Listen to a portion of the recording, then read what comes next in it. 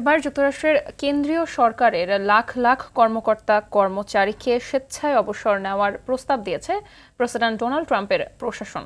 সরকারের ব্যয় হ্রাস পরিকল্পনার অংশ হিসেবে এ প্রস্তাব দেওয়া হয়েছে। এর আগে নির্বাচনী প্রচারণার সময়ই ক্ষমতায় গেলে সরকার পরিচালনার ব্যয় হ্রাসের প্রতিশ্রুতি দিয়েছিলেন ট্রাম্প। সে অনুযায়ী শপথ গ্রহণের পরপরই সেই প্রতিশ্রুতি পূরণে কাজ শুরু করেছেন তিনি। ইতিমধ্যেই লাখো ফেডারেল কর্মীর কাছে একটি ইমেইলের মাধ্যমে বার্তা পাঠানো হয়েছে ট্রাম্প প্রশাসন থেকে। সেখানে কর্মীদের কাছে জানতে চাওয়া হয়েছে তারা সরকারের ডেফার্ড রেজিগনেশন প্রোগ্রামের অংশ হতে চান কিনা। এ বিষয়ে আগামী 6 ফেব্রুয়ারির মধ্যে তাদের সিদ্ধান্ত জানানোর সময়সীমা বেঁধে দিয়েছে প্রশাসন।